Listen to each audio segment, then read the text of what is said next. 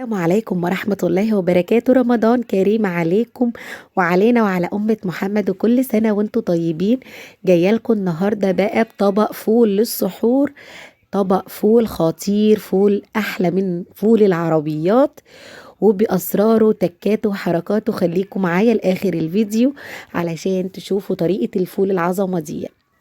عندي بقى قدرة جايباها رخيصة مش غالية خالص، ونقيت الكبيرة علشان تسيب الفول كده يستوى براحته وما يقعدش يطفطف منك على البوتاجاز. جبت نص كيلو من الفول، الحباية العريضة الحلوة دي اللي انتوا شايفينها، فول سايب من العطار. نقعته من قبليها بيوم بالليل، وتاني يوم كنت مولعة عليه. نزلت بطماطمايه متقشرة وبالفول بتاعي المغسول المنقوع، وجبت بقى ربع كيلو من الفول المدشوش برضو كنت نقعاه وغسلاه كويس، ونزلت بيه على الفول والطماطمايه زي ما انتوا شايفين، ونص ليمونه. يعني ما حطيتش الا الفول المدشوش والفول العادي بتاعي وطماطمايه ونص ليمونه، ونزلت بالميه المغليه بتاعتي واديت له تقليبه كده حلوه.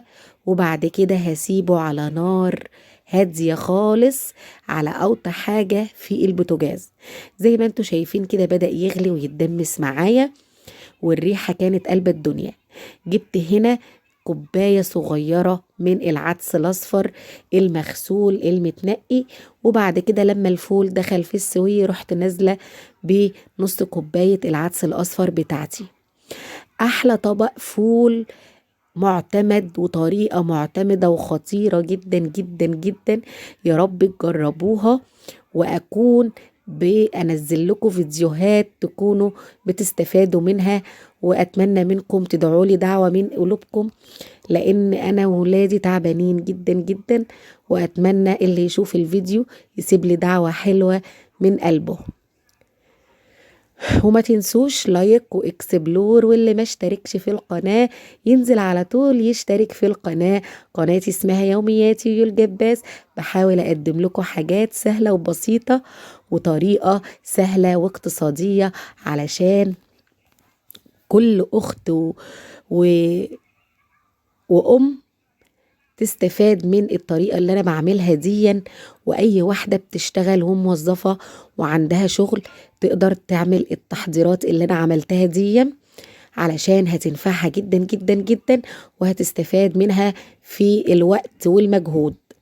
يعني أنا عملت كمية الفول دي هتشوفوا عملت منها كام علبة وعينتهم في الفريزر للسحور. زي ما انتوا شايفين حضرت طبق فول خطير خطير، الفولة دايبة دوب وزي الزبدة. حطيت شوية كمون، شوية ملح، بذرة صغيرة من الفلفل، وشوية من الزيت، ونص ليمونة، وكلي أحلى طبق فول. بصوا أول ما بدوس عليه بالشوكة بيتهرس. قلتلكوا فول زي الزبدة وخطير. يا رب تجربوا الطريقة وإن شاء الله هتعجبكم جدا. زي ما انتوا شايفين بقى عندي هنا رغيف بيتي، وقعدت بقى انا وولادي اكلنا احلى طبق فول للسحور. وتحدي بيني وبينكم، تحدي لو جربتوه وما سبتوليش كومنت الا التجربة تحفة جدا جدا ونجحت معاكم. شايفين الفول زي الزبدة، جبت هنا علب للتخزين زي ما انتوا شايفين، وعملت علب للفول كده وشلتها في الفريزر علشان كمان ما نشتريش. بتشتري ب5 جنيه شوية فول قليلين جدا مش بيكفهم. لا انا عملت ما شاء الله 7 علب من الفول للسحور. ويا رب يكون الفيديو عجبكم، وكل سنة وانتم طيبين. فول زي الزبدة. اشوفكم في الفيديو الجاي. لو وصلت لحد هنا من الفيديو ما تنسيش تصلي على النبي. باي باي.